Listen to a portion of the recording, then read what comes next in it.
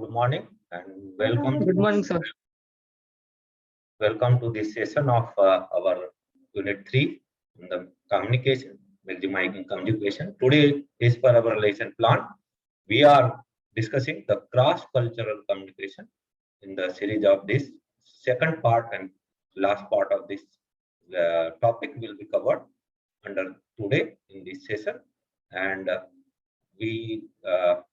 since you are alone, we may wait for 1 or 2 minutes, then we'll commence today's session.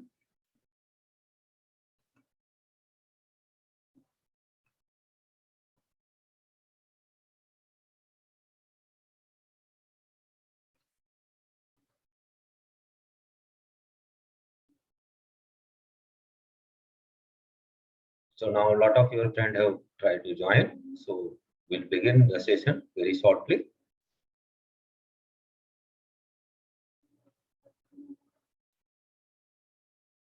So now 3 of you are there. Let me take your attendance first, then we'll commence today's session.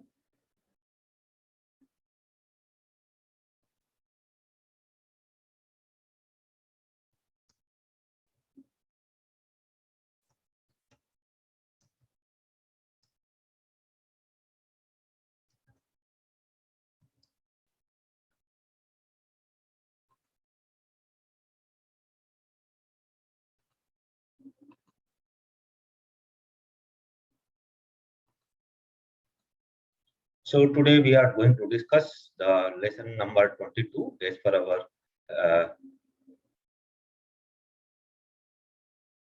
our lesson plan, that is on cross-cultural awareness. Today we are going to discuss the second part, and which will be important to us to understand the cross-cultural awareness.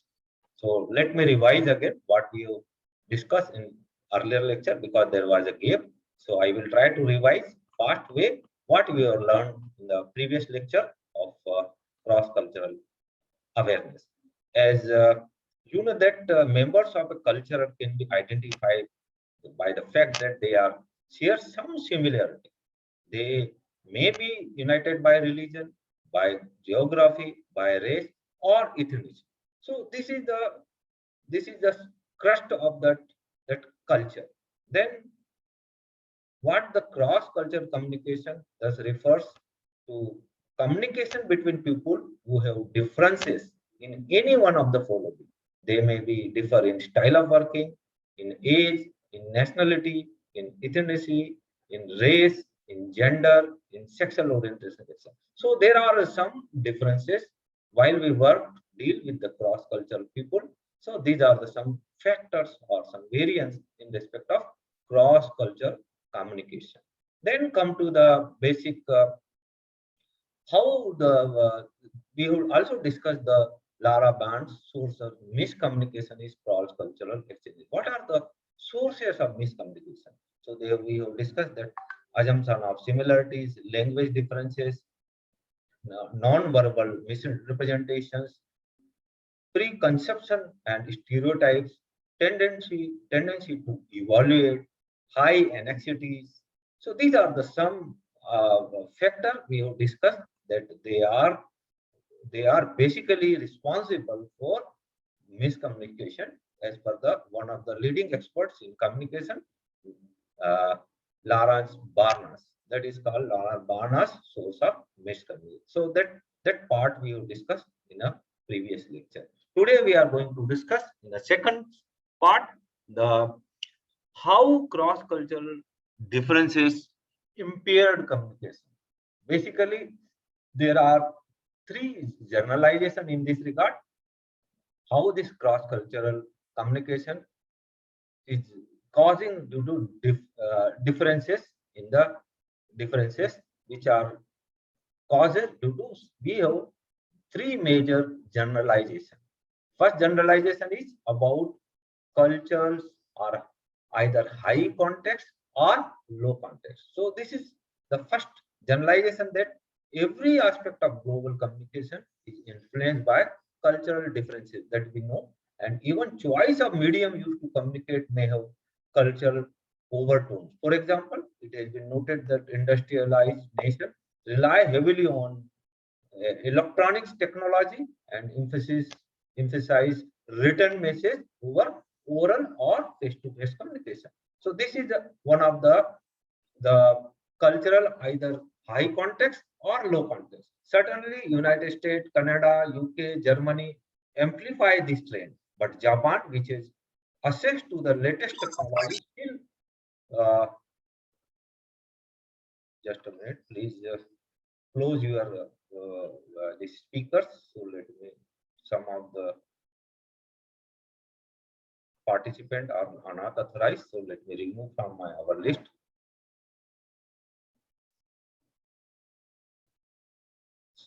So we are trying to discuss the three generalizations which are very important in point of view miscommunication. So first generalization we are discussing. Let me take your second attendance, then we are continuing in our discussion, because some of the unauthorized person, those who are not a student of our aviation, has joined the room. So let me remove, then I am taking further to you. So first generalization is about cultural or either high context or low context. Low context and high context in the sense that we use the various mediums, and we have just discussed that in Europe and Americas, uh, the mostly people utilize written message over oral or face-to-face communication, whereas in Japan, across the latest technology, still rely on the more face-to-face communication than on written mode. So this is low context or high context. Many times such medium also create miscommunication between the cross-cultural persons who are either in the either part of the globe.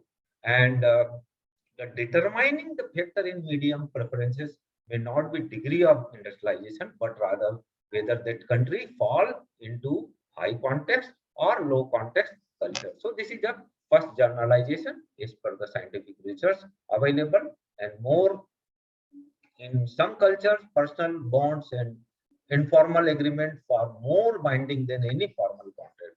In others, meticulous wordings of legal document is viewed a paramount.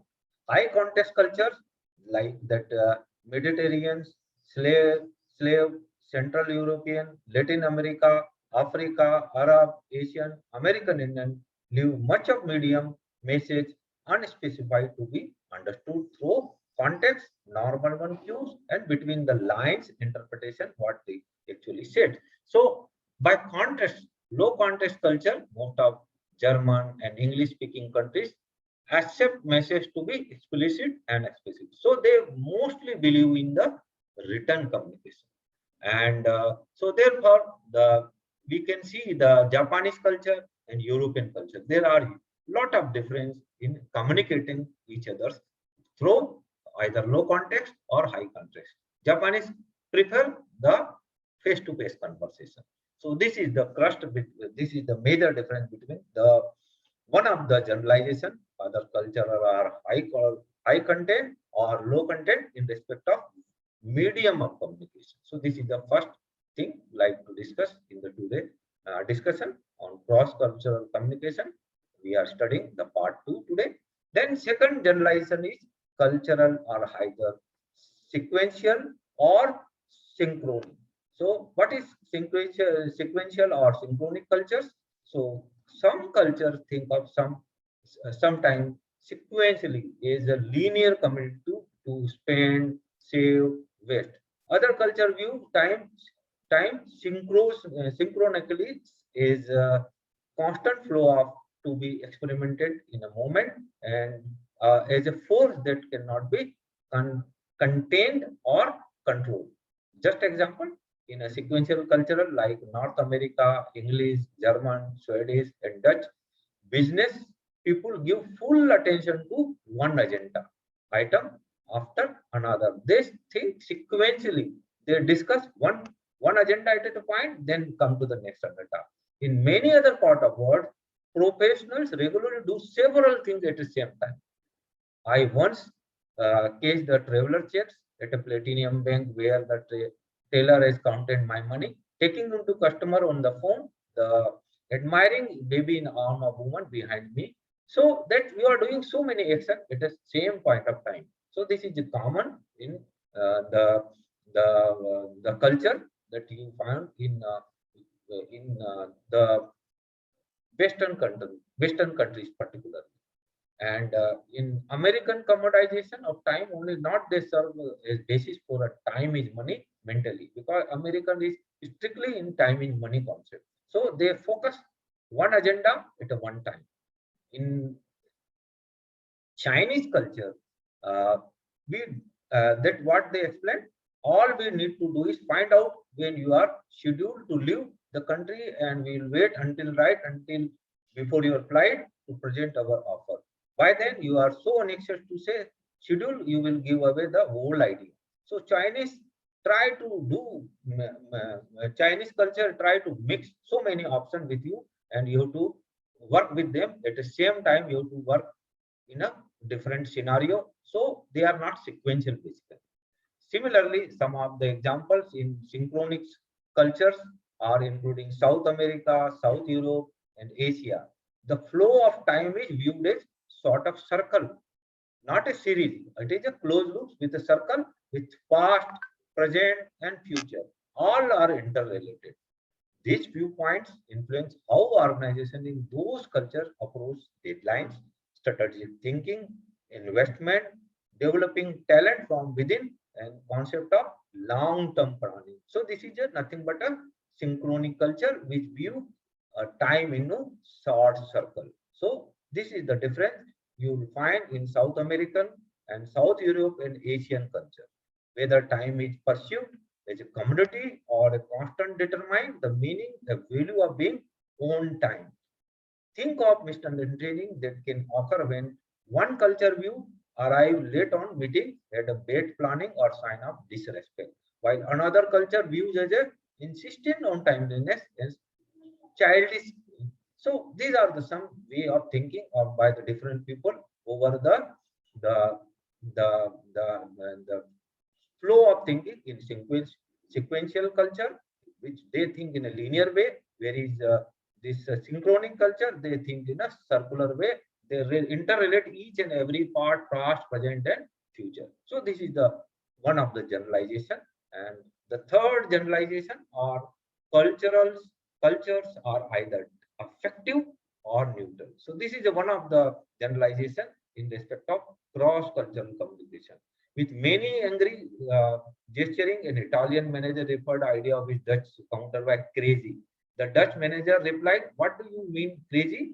I have considered all the factors, and I think it is a viable approach. And calm down. We need to analyze this, not get sidetracked by emotional curiosity." At the point, Italian go out of the meeting. So the way what we are either affective or neutral during communication is a very important. In international business dealings, reasons and emotional both play role, and which of these dominants depend upon whether we are affective means readily showing emotion, or emotionally neutral in our approach. So this emotional factor in a various cross-cultural communication scenario is very important. And many times culture are either affective or neutral. So this play very important roles in while when we deal cross cultural people. And this is especially happen in aviation, because you have to deal with lot of cross cultural people, and this one of the generalization fit in respect of your cross-cultural communication. So these are the three generalization. With some example, I try to discuss with you. And now, second part of discussion today, how to improve cross-cultural communication. So there are certain, I am listing certain tips, and it will help you to improve your cross-cultural communication in your day-to-day working in when you kind of join some organization. So first tip is embrace agilities. Miss inability or unwillingness to adapt to change is common barrier to cross-cultural communication. So you have to embrace the change. You have to adopt the changes. This is the first tip often, because Often people are reluctant to accept new things due to an unconscious fear that doing so will change their culture or belief system in some way. So these are the first tip is embrace agility, adapt to change. This is the first tip for improve your cross communication. Second, be open-minded. Second tip to be to improve your cross communication, be open-minded. Means you should not be uh, adhere to a particular your philosophy or cultural philosophy or organization philosophy, because people get caught in type of thinking that they are one thing, one is the only one right way to do things and everything else is wrong. So you have to be open mind when you work in any organization. You should be open mind to get new ideas to implement that. And uh, this is the one of the tip, be open mind while you are in the meeting. So let me take your one more attendance because some of your friends have joined subsequently. Then we'll continue in the tips, suggested tips to improve your communication when you work in any cross-cultural communication scenario, especially in aviation. So let me take your one screenshot of your attendance, then we'll continue our discussion.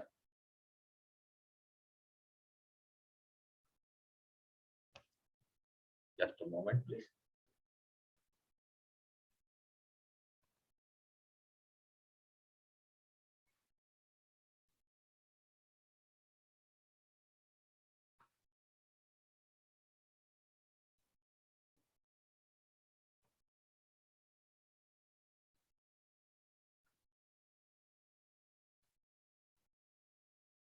So second tip for improve your cross-cultural communication is be open mind. Be open for any idea, any suggestion, so that you implement the ideas into your action. And many times this due to the cross-cultural mindset of the person, it many times it give you fear that you will be failed. So be open mind. This is the second tip to improve your communication. Then facilitate meaningful conversation. Many times when you work as a customer care executive with any of the aviation organization, you have to listen your customer. You have to listen your opposite person when you are talking to him to get certain information or you are delivering your services. And if you not facilitate to meaningful conversation, you will exactly you are creating a barrier in the getting the right input from the one person. And it is one of the impediment in the cross cultural communication, because until unless you will facilitate the meaningful conversation, you will not get the right feedback, right input for your services, for the better delivery to the your customer, your passenger when you are dealing with them on your help desk, on your telecommunication, on your face-to-face communication. So this is a very important. Once you will get them, you will facilitate to conversation, you will get the ideas, you will get right thing what they want actually. So encouraging meaningful interaction has a significant impact on overall environment by creating comfortable space where a team member can openly share their thoughts and ideas. When you work in a company, this will also happen, holds good. It when you work with a customer care job, it help you to improve your service quality. Until unless you will facilitate the conversation, you will not get the right suggestion, right feedback of your services. Then fourth tip is become aware. You must be aware about different culture. In the aviation, you have to deal with various communication, various cultural people. And once you are not aware of their cross-cultural, their culture, how they behave, how they shake hand, how they respond. Until unless you are not aware of their culture, you are not able to improve your communication. So fourth tip in improving the cross-cultural communication is be aware of the various culture across your working. Then this is also helping your workplace communication. So these are the certain tips I like to share. And now I like to share one small video. Still we having time. So what I propose, still we having time. So I will show one small video by an expert who is an expert in cross-cultural communication. So let me share one small video with you, which will be very, very important to you to understand what we have discussed today.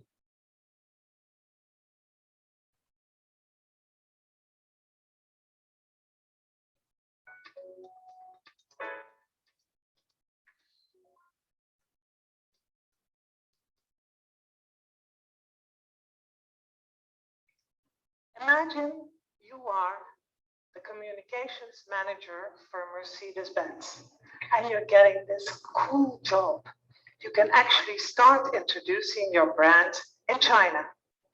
Now you know that luxury products from the West do very well in the whole of Asia, so you know you're going to be a success. But China's a bit of a weird place for you. It's different than what you're used to. So they pronounce Benz differently. And whenever you actually demonstrate what your cars are all about, they look at you weird. But hey, you don't understand the culture. So you really don't know what's going on. It will be okay.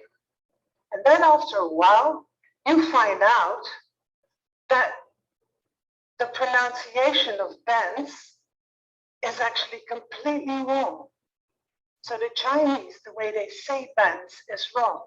They say, and my apologies to the Chinese amongst you because I don't speak Chinese, but I was helped with this. What they say is Benzi, which is actually rush to the death. So you have a car in which you can rush to the death. Now you don't want to pay a lot of money for that, do you?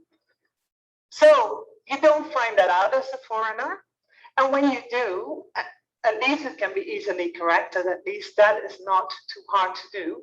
But of course, it's already cost you millions of dollars because you have to now pronunciation in every ad campaign and everything differently. So it is easy to change. It is called, the translation is now, the pronunciation now is Denshu, which is called dashing speed. So that's much better for your car. Now,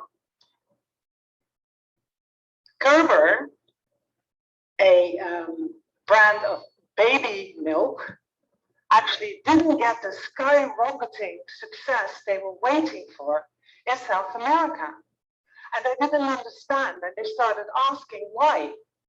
And then it turned out that parents didn't want to buy the baby milk for their children because Gerber in Spanish means to vomit. It sounds so easy to not do, but it's actually hard to miss if you don't speak the language and you don't really get involved. And these are costly but small mistakes. And they're just the tip of the iceberg. There are many layers of cross-cultural problems and many layers of cross-cultural communication mistakes. Now, let's talk about feet. We are happy with feet, right? We are relaxed about feet. Feet can't really offend us. Not here, but they can offend us, or they can offend people in Asia and in Arab cultures. Their feet are considered very unclean.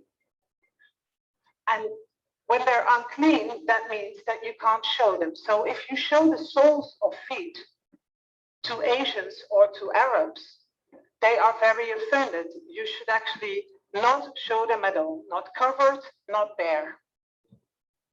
So my client, a financial service provider in Amsterdam, asked me to look into his cross-cultural communication that he was doing for his markets in Asia and in the Middle East. So he had a service. He said, if you use this service, then you don't have to worry about everything is okay.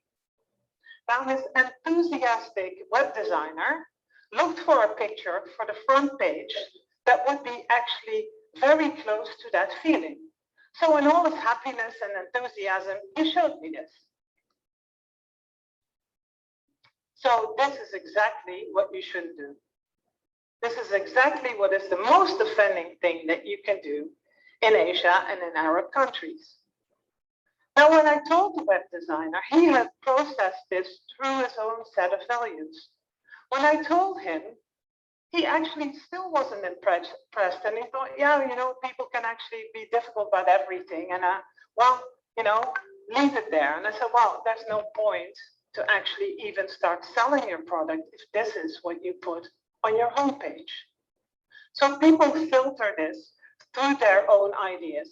People get confused also about what perceptions are in different areas of the world.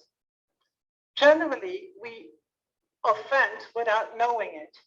We make each other sometimes angry without knowing it between cultures. We don't want to offend. We don't want to make people angry, but we misinterpret. And once we do that, we actually start retracting, getting annoyed, getting into our own normal way of behaving, and we cannot communicate at all anymore. Wouldn't it be fantastic if we would understand each other's perceptions? If we would understand what somebody else sees when they look at us, what somebody else feels when they look at us. When we do the simplest things, somebody else might be offended and we don't know. Wouldn't it be great if we would know that? Because if we would know that, we would actually be able to connect to each other and not feel offended or feel disrespected or even fear each other.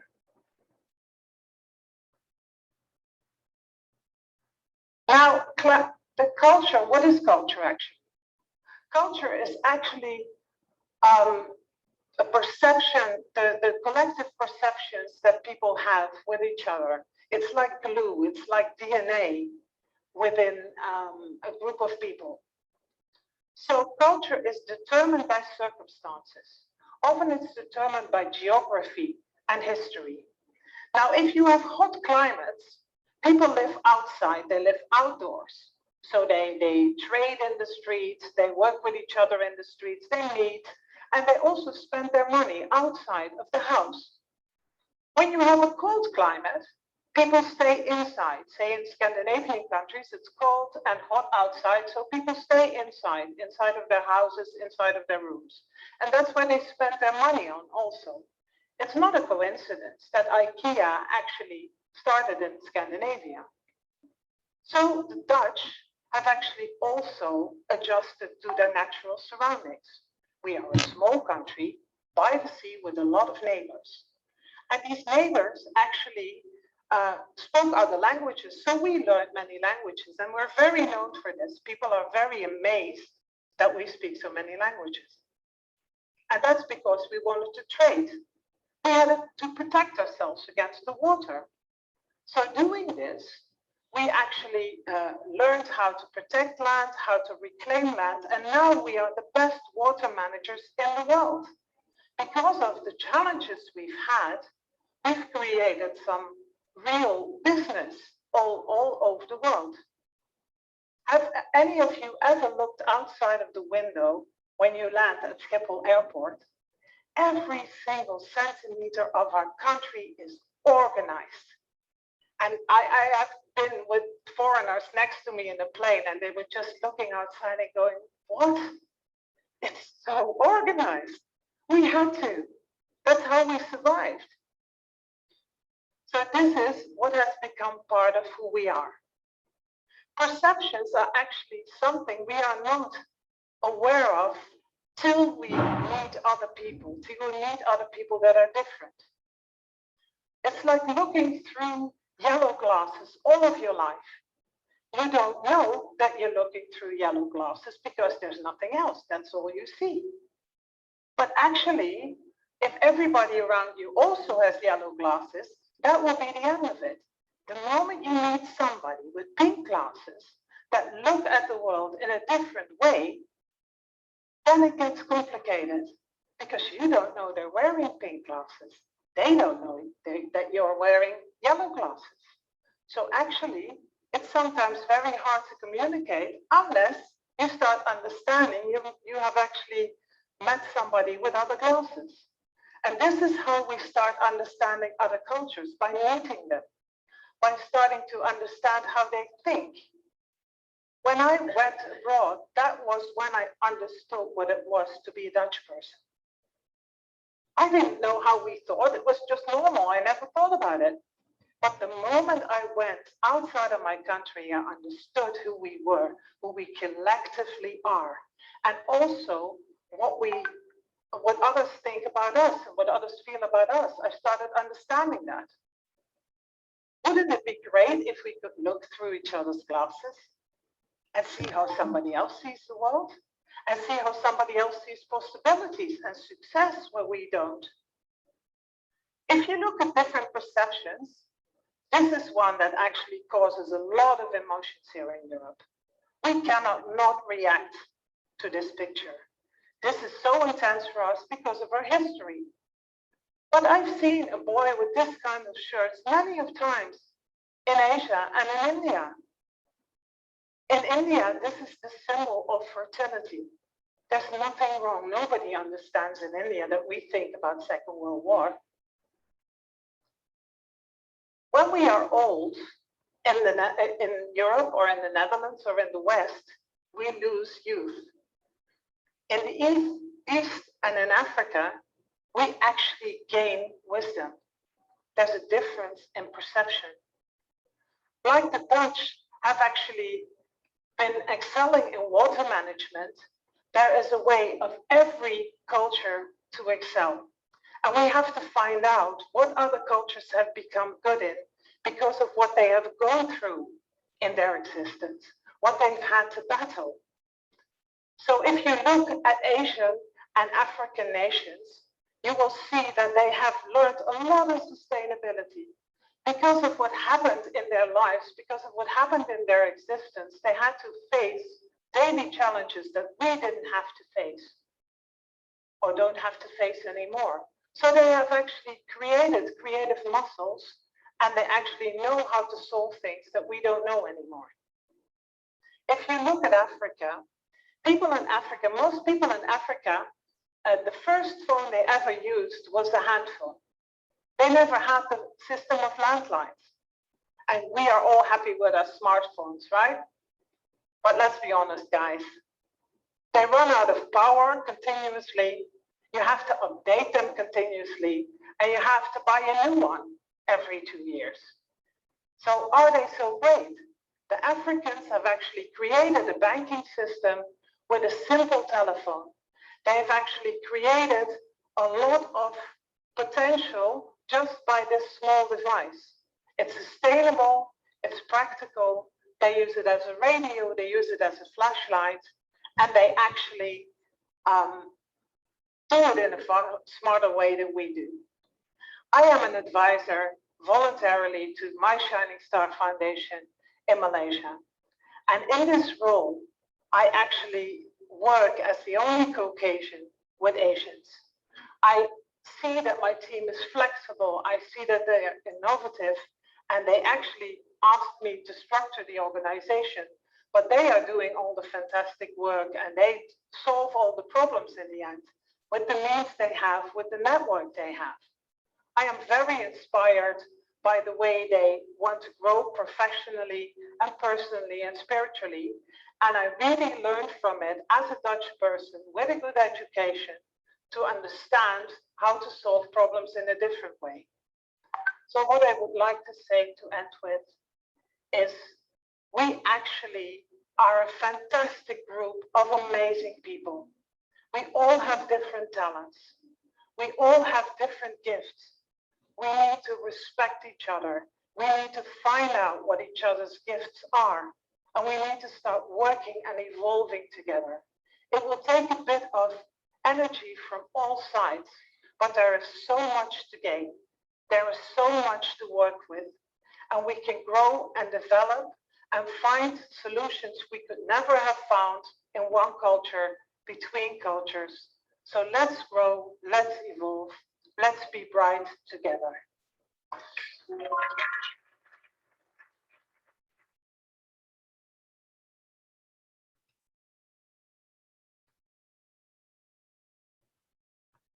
So this was a cross-cultural presentation by one of the Dutch communicators. It's a very effective presentation in respect of certain examples, and they also cited the cross-cultural various points, and in last they see also appreciated Asian, in particularly Asian, including Indians, on the way of the hardship we work in any organization. Our way of working is innovative. Despite of lot of technological development, still we are Africans and Asians are managing their work, their communication by way of simple logical tools we are using in our communication. We are more innovative compared to Western countries because they don't understand the other's problem. And in this way, we Asians are considered more innovative in communication, cross-cultural communication, in particularly because of our environment in which we are working. So we are more innovative in the way that was the and understanding each other's culture, understanding the various barriers is the most important in cross-cultural communication. So this was the last session in respect of cross-cultural communication in the series of maximizing communication under unit number 3. So with these words, any doubt, any discussion you want, give 1 or 2 more minutes. 1 minute is there. So thank you very much to join today and have a good day.